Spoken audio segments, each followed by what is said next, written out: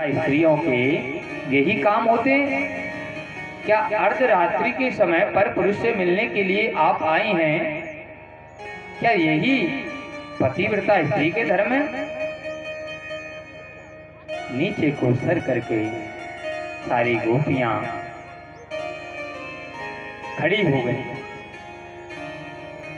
और मेरे प्रभु ने जब उनसे कहा, अरे देवियों,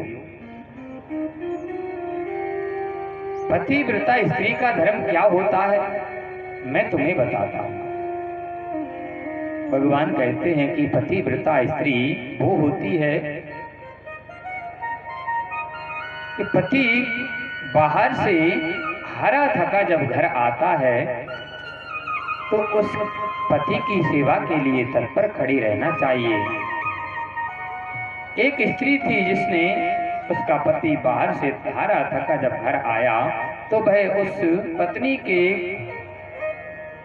गोदी में सिर रख कर के वह लेट गया तो उसको निद्रा आ गई और नींद लग गई।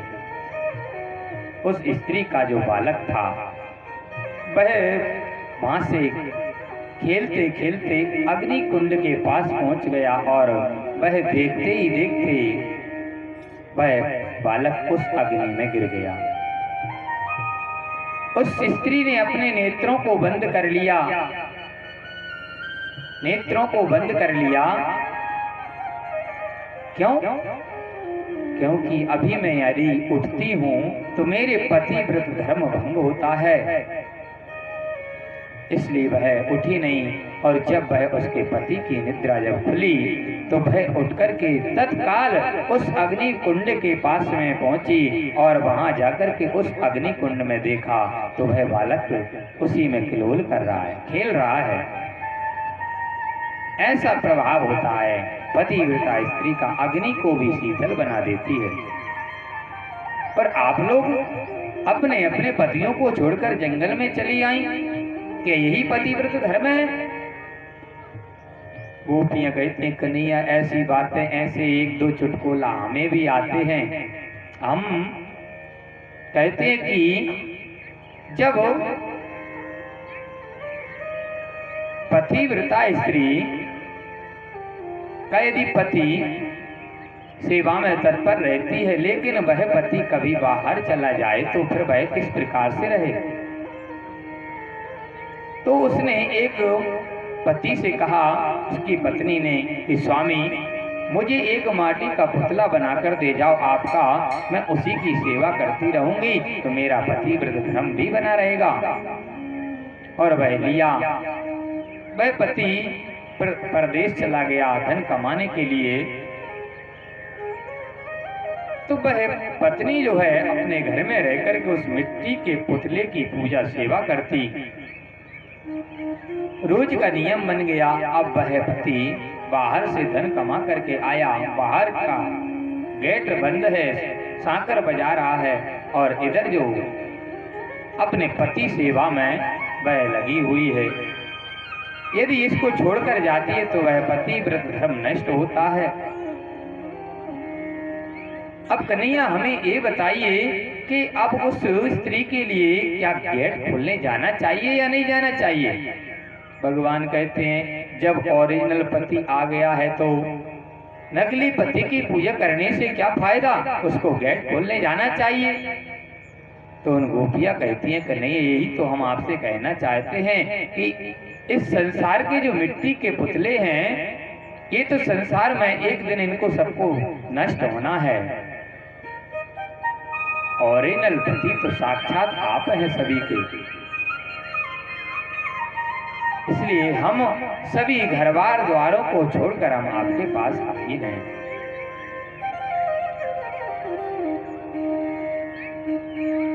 भगवान क्या कहते हैं, स्वागतम वो महाभागा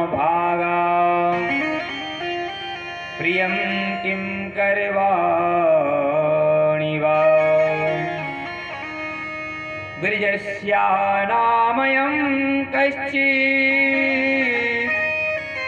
गृहतागमने कारिकम्।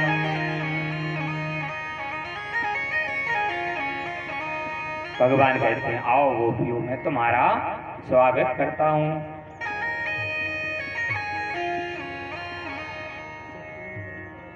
और मेरे प्रभु ने उन गोपियों को जब समझ लिया कि ये दृढ़ संकल्प बना करके घर से आई हैं, तो मेरे प्रभु ने सभी गोपियों के साथ में जितनी गोपियां थीं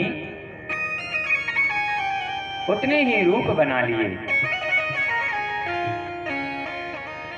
राजनी सा घोर रूपा घोर सत्वा निसेविता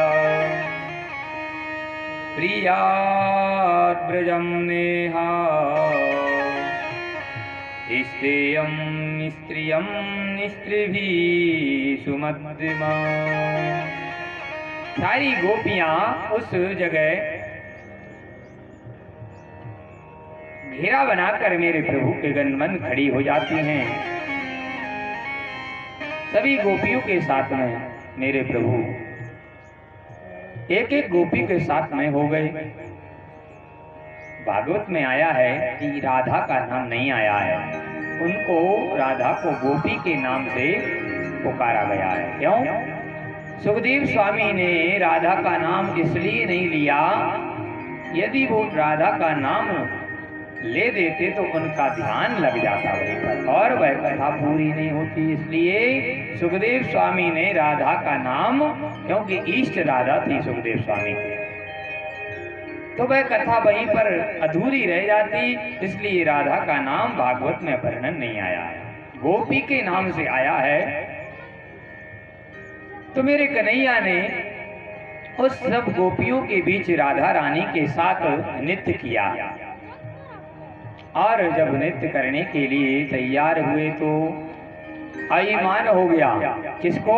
गोपियों के लिए कि हमको कन्हैया सबसे ज्यादा चाहते, ऐसा अभिमान सभी गोपियों को हो गया। तो फिर वो ने सोचा अभी इनके अंदर अभिमान हो गया और अभिमान को मेरे प्रभु भक्त के अंदर रहने नहीं देते। इसलिए मेरे प्रभु उस जगह से उन सभी गोपियों को छोड़ करके आगे चले गए राधा रानी को लेकर के। अब राधा रानी को लेकर गए तो निधि वर में ले जाकर के उनने भगवान कन्हैया ने राधा रानी का श्रृंगार किया। जब प्रभु नारायण खुद साक्षात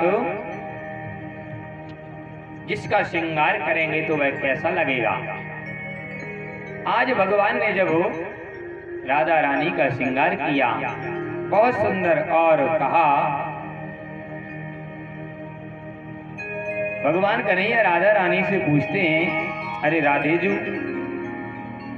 आज हमें ये बताइए कि आप कैसी लग रही हैं और हम कैसे लग रहे हैं। तो राधा रानी ने कहा अच्छा बता दें, बुरा तो नहीं लगेगा।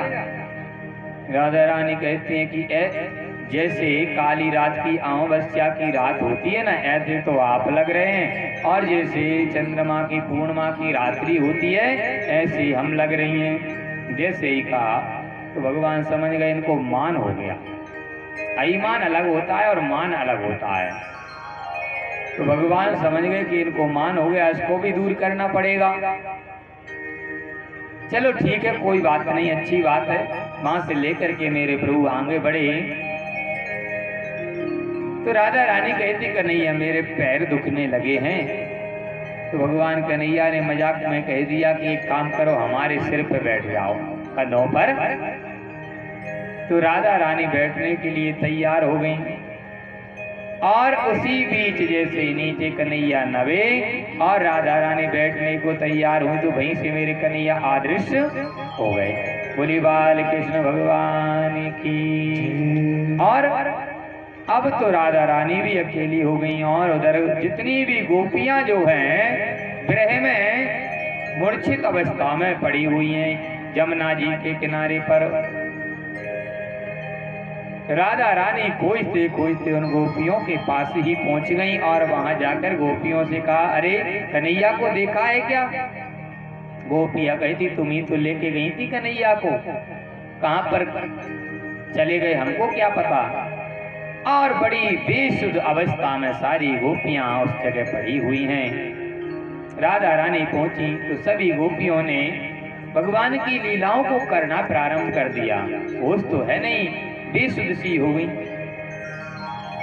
कोई पूतना बन गई और कोई अगासुर बन गई और कोई अगासुर को मार रही है, कोई धेनुकासुर को मार रही। इस प्रकार से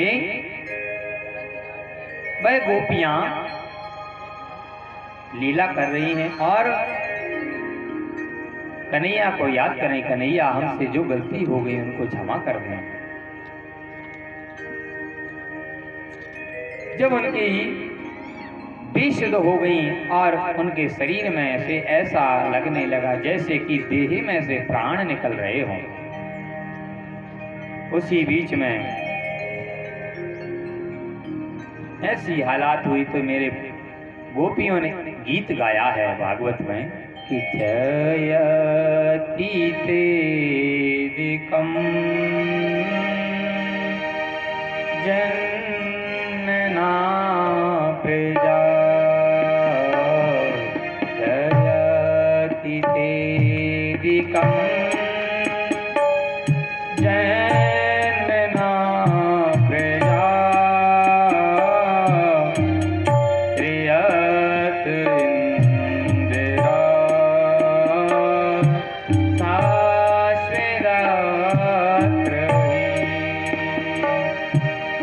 दयति दृशिता दीक्षुता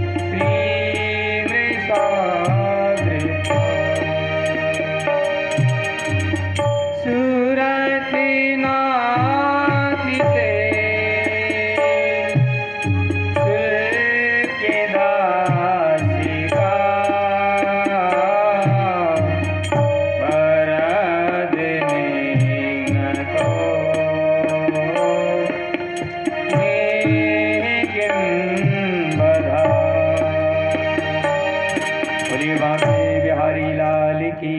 ऐसे 19 श्लोकों में गोपियों ने भगवान को याद किया, बड़ी सुंदर स्तुति की है कि कन्हैया हमसे क्या अपराध बन गया जिससे तुम हमें छोड़ करके चले गए। आ जाओ नहीं तो हम हमारे प्राण को यहीं पर त्याग देंगे। और यह गीत चल रहा था, उसी बीच मेरे कन्हैया प्रकट हो गए। और उसी बीच में मेरे प्रभु जब प्रकट हुए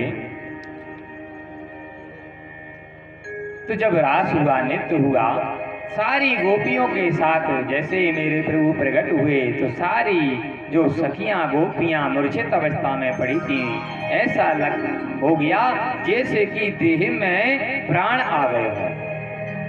आज कन्हैया